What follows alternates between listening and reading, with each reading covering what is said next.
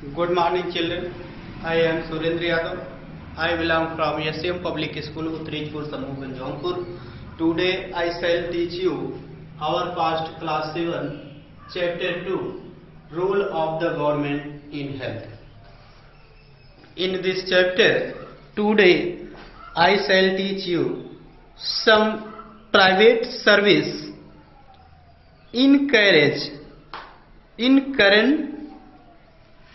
incorrect party seated to earn more। कुछ निजी स्वास्थ्य सेवाएं अधिक धन कमाने के लिए प्रायः ऐसे कार्यों को प्रोत्साहित करती हैं जो सही नहीं है। At that time expensive alternative though available may not be used। For example, some medical faculty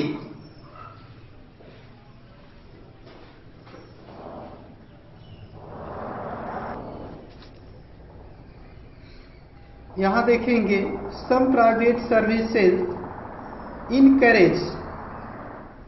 incorrect the party said to earn more। At time expensive the alternative though available may not be used। For example, some medical practitioner or the fond of the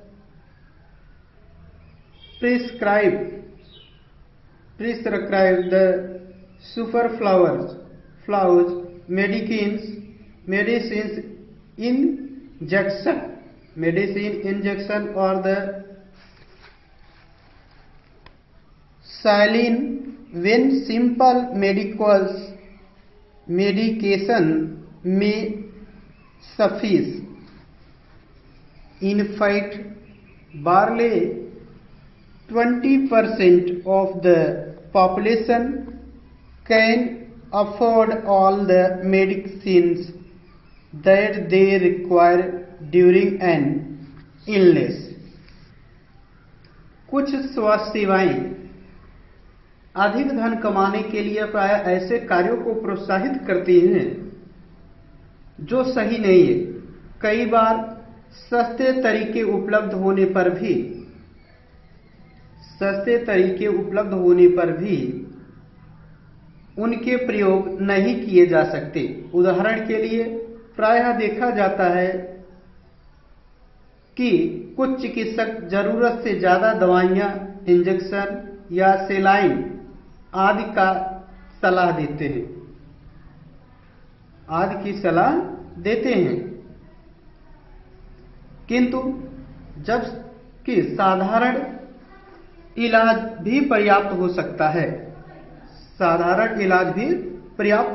है। In fact barely 20% of the population afford all the medical that they require during।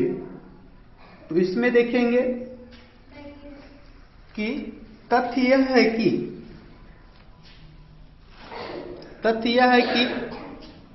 जनसंख्या के 20% लोग ही बीमारी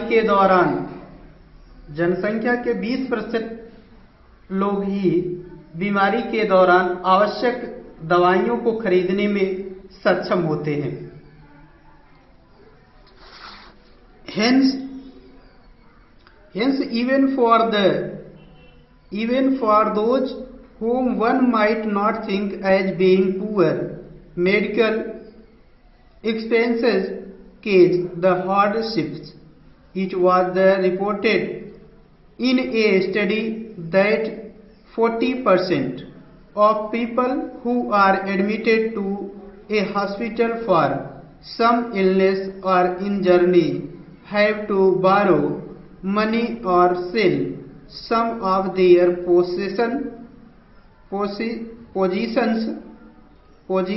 to pay for the expenses। यहाँ देखेंगे कि जिन्हें हम गरीब नहीं समझते दवा संबंधी खर्चों को उठाने में कठिनाई का अनुभव करते हैं। एक अध्ययन में यह पाया गया कि जो लोग अस्पताल में किसी बीमारी या चोट लगने के कारण भर्ती होते हैं, उनमें से 40% लोग खर्चों का भुगतान करने के लिए पैसे उधार लेते हैं या अपनी कुछ संपत्ति बेचते हैं। For those who are poor, गरीब लोगों के लिए परिवार में हर बीमारी चिंता और मुसीबत का कारण बन जाती है। For those who are poor, every illness in the family is a cause of great anxiety and distress. What is worse is that this situation tends to happen again and again. Those who are poor are in the first place undernourished. These families are not eating as much as they should. They are not provided basic necessities like the drinking water, adequate housing, clean surrounding, etc., and therefore are more likely to fall ill. The expensive on illness make their situation even worse. यहां देखेंगे